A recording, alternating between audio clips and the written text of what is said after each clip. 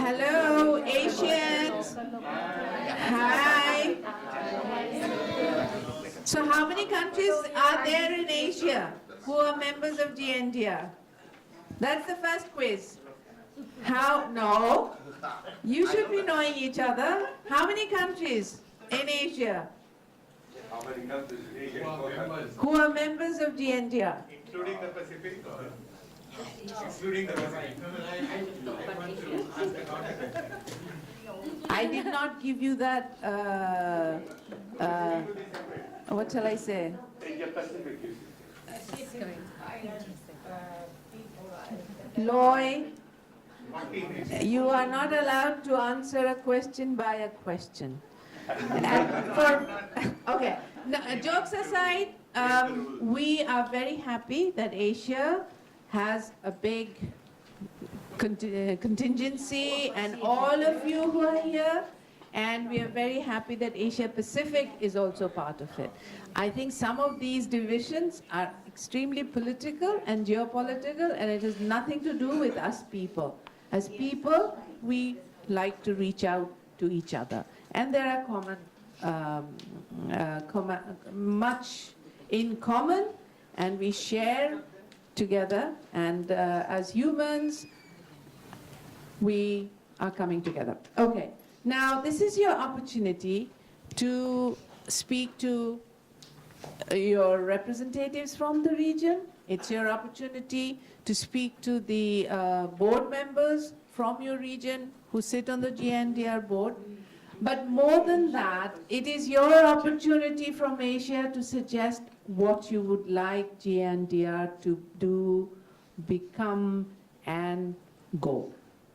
So it's not really that much about, my rep and all. It's about your vision also of GNDR. This is your opportunity. So I won't say much. I'm very happy to take questions or your thinking. Please make sure that you share the time with your friends here. If one person is going to make an observation which is 15 minutes long, then 5 other people will be deprived. So let's try and follow some code of conduct and our own self-censorship, and we give everybody that opportunity. So I'm here with my fellows, and who will self-introduce themselves. Lorraine de la Cruz from the Philippines, Global Board Rep for Southeast Asia. And East Asia. And East Asia. And East Asia, sorry. When did you join, and for how long have you been on GNDR board? My first meeting was last virtual meeting, which was, I know, for them. I forgot. So it was 2017. Sorry. Yeah, it's only 2017. No, it's 2018 already, sorry. So it's my senior moment, sorry for that. It's 2018. You started in 2018. Yes, very new to the role. And a very warm welcome. Papilao? Just a quick introduction. Name and the presentation. My name is Papiloa Plumfield Foliaki, and I'm a Pacific Islander. And unfortunately, it's only about 4 plus myself. So we are being drowned by you, but it's lovely. We have Ralph here with us, and we call you all friends. So please help us. And Jonathan is looking from the back there. So let's hope today something will be changed. So I think I'll follow questions. When did I join? I think by name 2016, 17, but this week, that's when I say I am representing the Pacific because this is my first summit. My first meeting for Senegal, and now this is the real meeting for me. Thank you, Val. Should I go? Okay. So, Rove, Yes, Appa, I'm supposed to facilitate, but I'm very happy to no, hand no, it no, over to you. I am giving it over to you. That's the idea, that you will from now on moderate, facilitate. Thank you, Appa. Thank you very much for introducing the session, and essentially like already covered the objectives and like how we are going to work out. So thank you very much for that. So before diving into the session, I would like to quickly summarize the formation of like the GNDR governance structures, like how it's currently working, so that you can kind of be able to relate where the regional representatives are coming in. So as you're very much aware of, like GNDR is basically a membership-based organization. But for providing like operational and strategic guidance, so we have a three-tier governance structures. So though I'm using the word tier, but it's not really a hierarchical kind of arrangement. So it's more of a, like a system having three different components. So at one side we have our trustees, who are the legal custodian for the network. Then we have the global board. We currently have like 12 regional representatives who are representing like 12 different geographical regions or the continents, and 2 independent representatives. We're very happy we have one independent representative, Jenada Willison, with us. She will be joining us pretty soon. So apart from these trustees and then the global board, we also have these secretariats who are mandated to carry out like the day-to-day operation.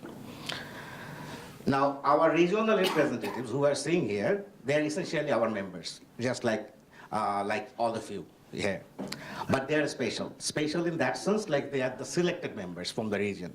So from each of the regions, the members selected these guys to represent them. So they are basically playing the role of linking between the region and then the global board. So they are bringing the voices, the realities from the regions to the board, discuss it, and then carry back all the instructions and everything from the boards, all like the action plan and everything that's being discussed. Just a quick information about the history of the current board, though Appa was like already talking about that. So this board was selected in the last quarter of 2014, and they had their first meeting in Sendai, right, Appa? First face-to-face inception meeting. That was in Sendai in March. Not all of us were there. selected in 14. We were selected in 15 in Sendai. Okay, so it's essentially started from Sendai. Anyways, we will tackle these things later.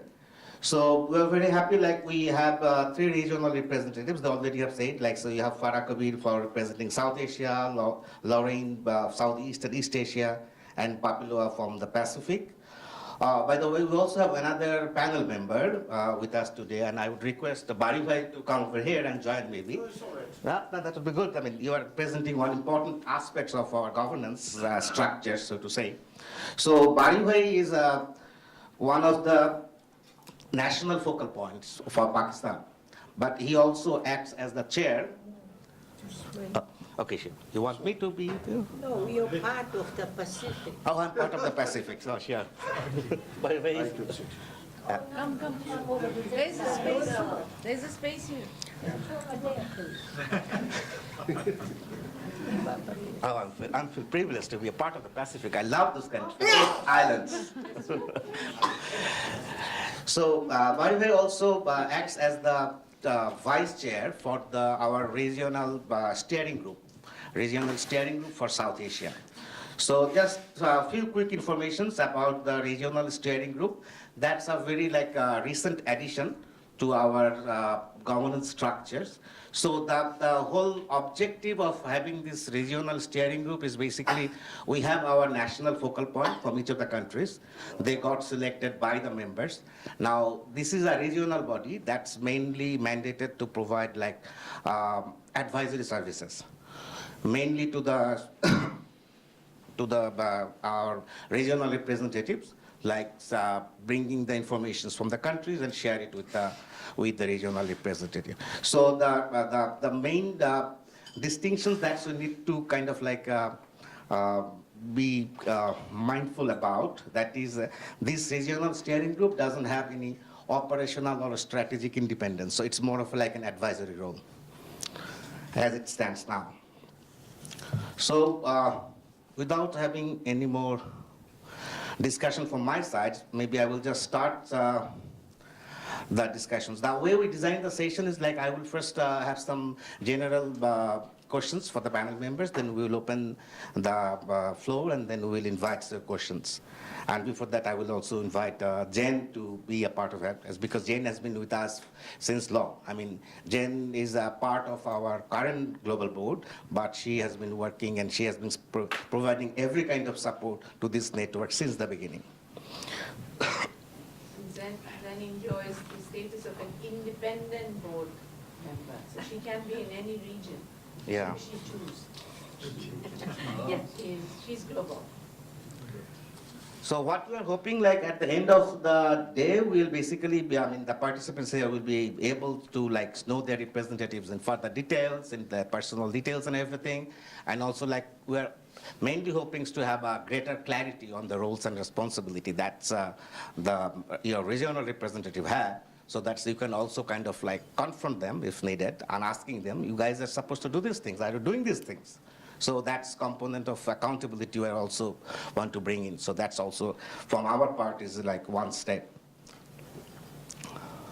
So maybe I can just start by requesting the panel members just to introduce yourselves in a further more detail, like we now know your name and what the region you're representing, but like what you are doing at your like the current day job, the experience and expertise that you have brought to this position, maybe your personal some sort of interest or passions you have. Who do you want to start? You want to start from here, Papilova? You start. It's not bored. No, what I mean for the history about us. Well, maybe then we start with Lou, and I can just talk to. Okay. I have introduced myself already. I'm Lorraine, but you can all call me Lou. I'm more popular as Lou than Lorraine. Okay. Lorraine de la Cruz, Lou. I'm the executive director of Center for Disaster Preparedness in the Philippines. Of course, you know, as executive director, we have two major roles that we are playing. One in relation to the internal, of course, directing and managing the work of the organization that you're serving as the ED, and externally, we have lots of partnership and networkings that are assigned for that kind of role. Like in my case, of course, I oversee the direction and guidance of the whole institution, together with the programs, its projects, advocacy, partnership, and networking. Alongside with that, externally, CDP is also the lead convener of one of the big networks in the country, in the Philippines, the RRNet Philippines, which is also a member of GNDR. Just recently, the RRNet Philippines was granted a seat at the humanitarian country team, which is a big development for representation in the HCT. In the past, there's no national NGOs or networks being represented there. It's only the UN bodies plus the INGOs who are sitting there. And it's really good that they have opened the opportunity for representation in line with their commitments to the World Humanitarian Summit of providing space for representation from among CSOs. We're also sitting at the National Disaster Risk Reduction and Management Council as enshrined in the law, being one of the 4 CSO representatives. So DRR Net PILS has its seat there. CDP has its own seat there. Of course, there are developments that with the new guidelines, there could probably a change in the CSO representatives. We're also into, because more after 6 or 7 years of implementation of the law, we're right now into the sunset review, and we have come up with an amendatory bill that would address the gaps in the implementation of the disaster risk reduction and management law in the country. So that's what I've been doing. But reverting back to my a bit for my background, I'm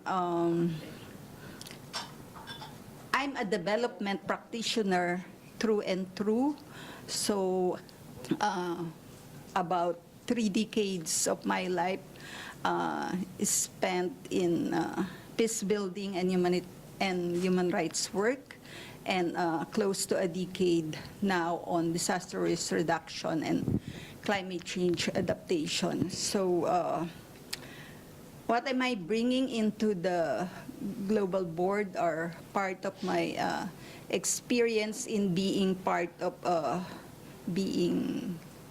boards in different types of organizations, like in my previous org before the current, I'm still part of its board of directors.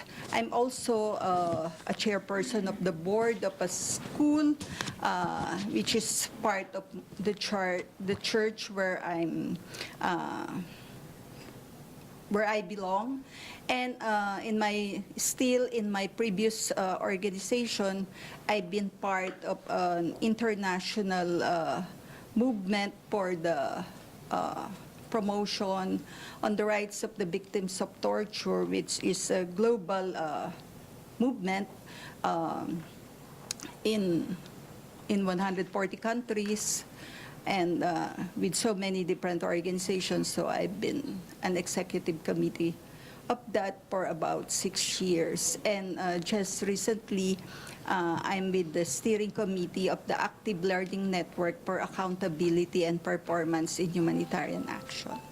So in terms of probably passion and interest, just like you, probably my new passion is into inclusivity or inclusion, because we all know that the most vulnerable, the marginalized sections of the population needs to be the focus of our resilience building work.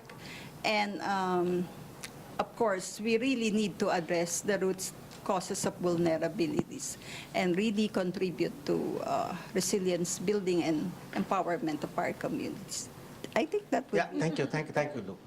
In fact, Farapa, can we just make it little bit brief? Then that would be better, actually. We have many questions, and we really want to give the opportunity to all the participants to ask the questions. Wow, Lorraine. Who am I? I'm a woman, I'm a human being. I come from Bangladesh. I studied and majored in public administration, public policy. Have had a long record of working as a feminist and a human rights advocate. In my previous life, I used to do a lot of work on women in politics as an advocate, as a campaigner, as a researcher. And so those were my previous life, and in my, like a cat, 9 lives. So since 2007, I joined ActionAid Bangladesh. ActionAid Bangladesh has a history of working in the whole gamut of disaster awareness, preparedness, risk reduction, risk management, education and disaster management. So I was very fortunate to join ActionAid, and I inherited all that. But at that point, I also became a climate justice advocate. So for the last 11 years, I've been working on issues of DRR with the community, very much with people-centric, women-led response, women-led models. And in my climate justice or climate advocate role, it's been negotiations at the international level, working with ActionAid and many other groups. I'm part of X number of international organizations, including the 100 Women Advocates on Climate Change. I'm part of the civil society groups on education, on climate justice, and then in 2015, GNDR board members decided to nominate, elect me as the chair of GNDR, and that's been a beautiful experience since 2015. Other than that, I'm open to questions. I have 2 sons who are my friends and mentors. I learn from them. We debate, we argue, and then when I can't win, I always end up saying, I'm the mother, you better listen to me. Thank you, Appa. So, Papilo, just few sentences like what you did before and what you are currently doing. I'm sure like you had a very active life. He's forcing me to introduce myself. And all I can say, my first job was a primary school teacher. And I'm very proud of that. And that was in 1954. Most of you were not born then. So, the next, I don't know, because I'm not used of introducing myself. So I'll just tell you a few things. I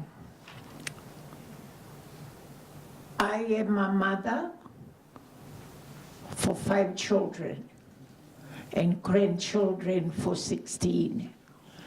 I've been a widow for 25 years. My husband was the director of health in my little country, and he passed in 93, was only 58.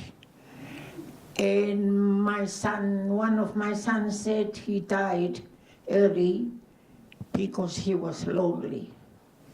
So I said, why? And I think learn with all of you mothers who still have your husband. He said, I was too busy with my business and my meetings. I'm a former member of parliament, those people who cause a lot of trouble, blah, blah, blah, blah. I've been a business on my own since 1970, and I'm still struggling to, and this year is a big year for me. I was the longest loan borrower, but this year we managed to freehold ourselves. So I think that's enough. Thank you very much. And I have been in a lot of meetings, but I'm very proud to represent those Pacific Island people. Can you stand up a little, please? Stand up. Not... Yes. We have Fiji, Tonga, Kiribati, and Vanuatu represented there. So, Jonathan, we may be few of us, but the Tongans are known for the biggest heart in the Pacific of us. Thank you, thank you. By the way,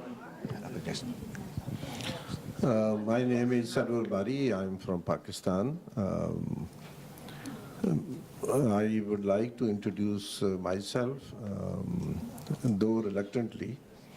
I lived in England for 10 years because under the military regime I was sentenced for 14 years and I managed to escape from Pakistan.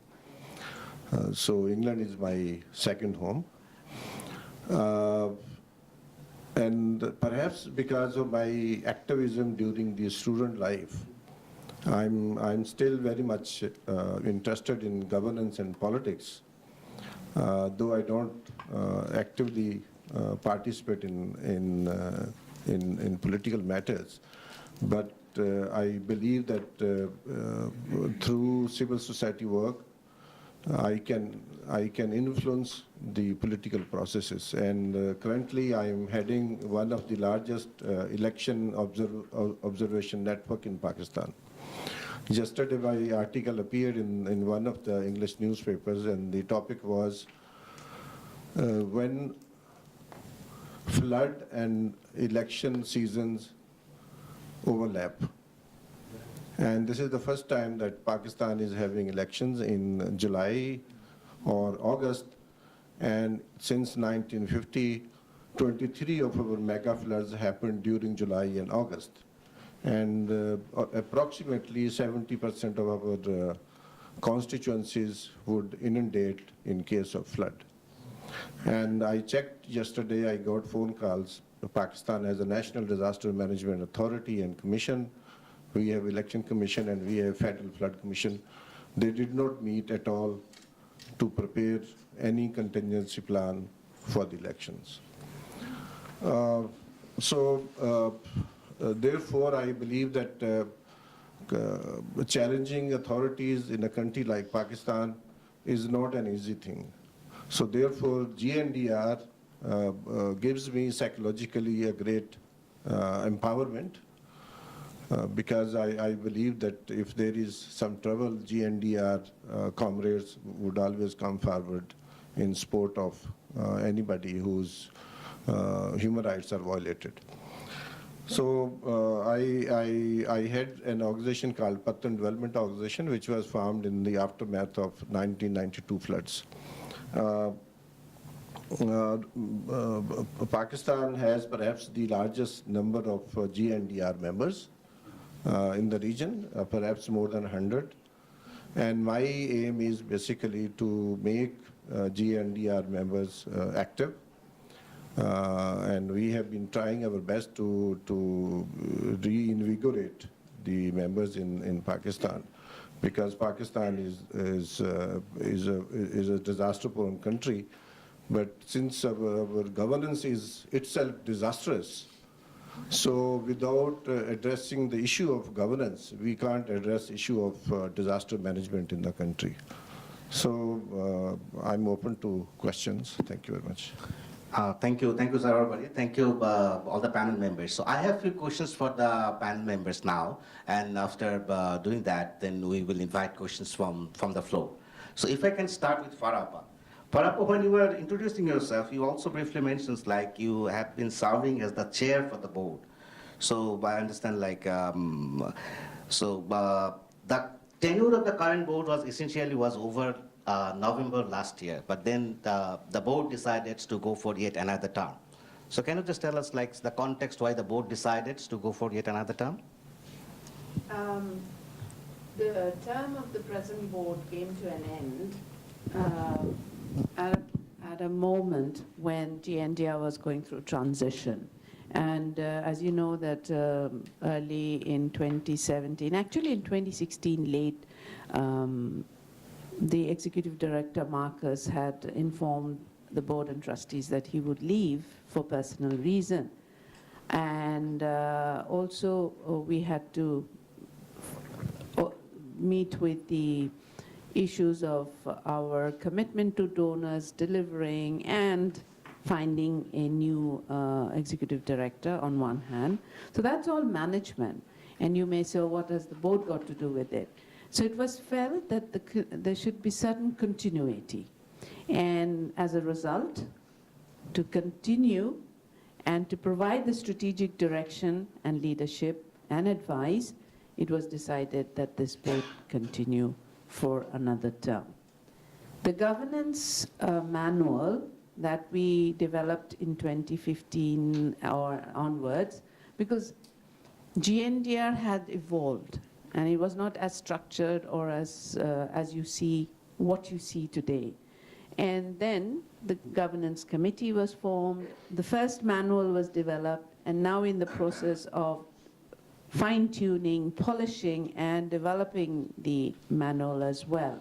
So all these different pieces of work, it was best to continue with the existing board and also my chairpersonship. Thank you, Appa. So building on that, then what's the strategic priorities for the boards at the moment and going forward? I mean, if I can just expand on that, what does the board wishes to see after 3 years when the board's tenure will finally be over? What the current board wants to see with the networks doing? Well, I mean, it's irrespective of when the term of the board finishes. The purpose and objective of GNDR is that it's a member-driven network and it's a collective voice. That will remain, irrespective of whether we are here today or not tomorrow. And we, I think the collective vision is that this network is strengthened. It is truly a global network. It is all over the different regions. There is participation and a collective voice. Now, that voice will, of course, have different dimensions because there's the international body, which will be representing at the international level. But then there are the continents, regions, and you will have the regional. And therefore, the members have a voice, we assume, and we believe, at the national level. Then they have at the regional level, and then at the international level.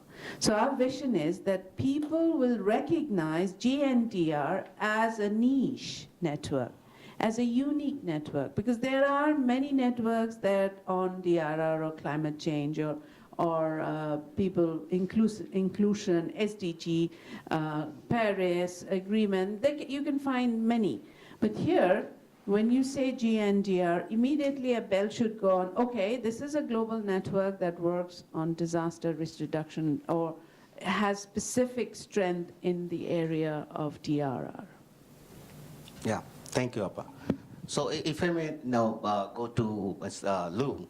So Lou, I understand you joined the board very recently and you replaced one of our board members, Lorna Victoria. And when you were introducing yourselves, you were the executive director of national organizations, and I'm sure you find 24 hours a day is not quite enough to whatever you have to do. But so I'm just wondering, what's the motivations for you when you actually decided to go for this position? What makes you I think for EDs like me, it's really difficult to, take on additional roles and responsibility on top of your main role and responsibility as the representative of your organization. But seeing it sitting last time in the regional steering group for the sub-region of Southeast Asia and East Asia, I can see that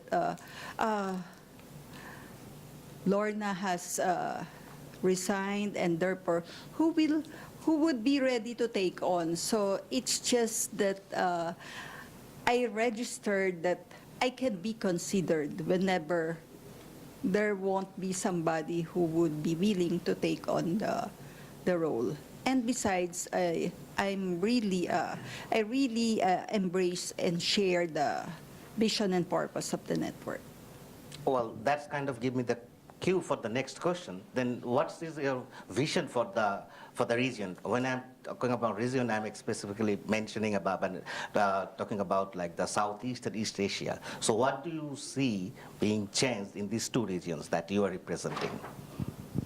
Of course, there's a huge work that's ahead of me or with the regional advisory group for the region. But of course, I think the leadership is only as good as with the support of its members, because as Para was saying, it's a membership network, and therefore without the cooperation and collaboration with each and every member, there's no business for the representative or the one leading the region to be there. And so what I'm seeing, because Southeast and East Asia is somewhat has, of course, it's not exactly the same, but we have somewhat have similar contexts, different cultures, but there are similarities as well. I think we can, as a sub-region, we can very well pursue a common agenda, like in the case of how in the sub-region can we make the challenge of the commitment of World Humanitarian Summit work in terms of locally led preparedness and response, wherein we can see a strengthened leadership of national actors and local actors, with communities being put at the center or at the heart of it. That's one. Of course, there are lots of learnings and lessons from the sub-region itself. And so we can probably forge South and South cooperation, sharing good practices, learnings, and that kind of experience and learnings can also be shared with other sub-regions. I think that's the key things that I would like to say. Of course, there's a need for some organizational consolidation